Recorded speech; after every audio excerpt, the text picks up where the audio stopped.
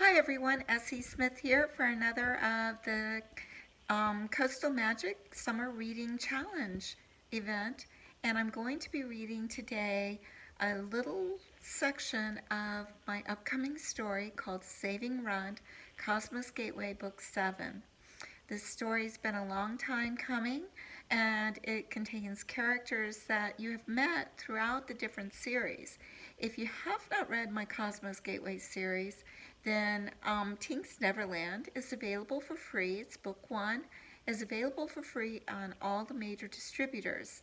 And it's actually one of my most popular series. It's really cool in that Cosmos, he is a human inventor who is like really, really smart, and he is trying to build a portal that goes from point A in the room to point B in the room. Well, it ends up being point A in the room to outer space. And this is where they meet the Prime Warriors. So if you haven't tried my Cosmos Gateway series, now's a great time to check it out. This story that I'm going to read is called Saving Runt, and Rita, too, plays a big part in it. Rita stands for Really Intelligent Technical Assistant, and the 2 behind her name is because she is the twin sister. Rita, too, is actually located on the alien planet, so she's kind of taken over the alien side of things. So for a little bit of fun, here you go. "Hello, everyone," Rita, too, suddenly greeted. A grumble of sighs ran through the unmated males sitting at the table. Despite the severity of the matter at hand, Derek couldn't help being amused. Rita, too, knew how to make an appearance. The AI was dressed in a long, slender gray skirt with a light blue blouse tucked in at her waist.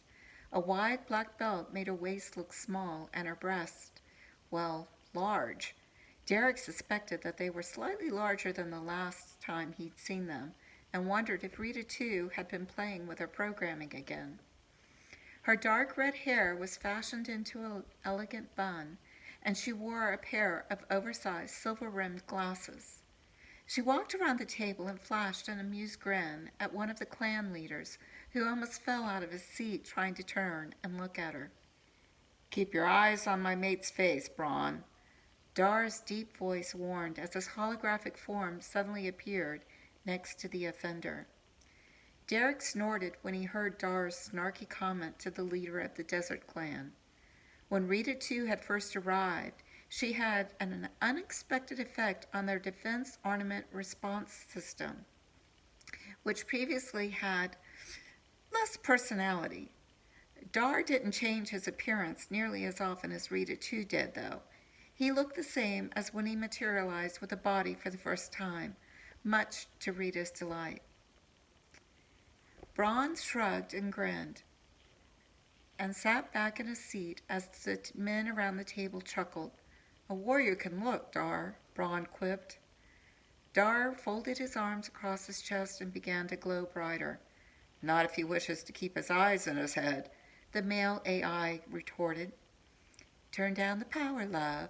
I can feel the surge," Rita, too, cautioned. Derek wanted to roll his eyes. Everyone could feel the surge. Not only were the lights flickering, but the hairs on his arms were standing straight up. His father stood up and drew everyone's attention back to the matter at hand, at least until they saw the ghostly forms of 2 children sitting in Tariff's vacated seat.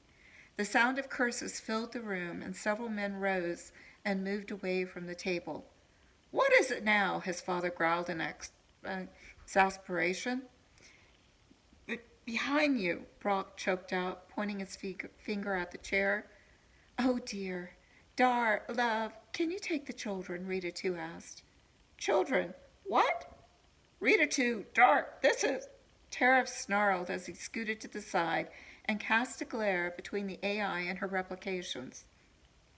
"Do Cosmos and Terra know about this?" "Yes," Dar replied. Tariff ran his hand down over his face and sighed. "I'm getting too old for this," he muttered. Derek snorted. His father was still in the prime of his life, and from the twinkle in his eye, He was enjoying this as much as the other men who were now peering closely at the two children as they crawled across the table. Derek would have been just as intrigued if it wasn't for the fact that his mate was missing and he needed to find her. "Father, the meeting," he said, speaking above the other men. "Yes, Dar, if you please," Tariff said with a wave of his hand at the two children who shimmered with excitement. "Of course."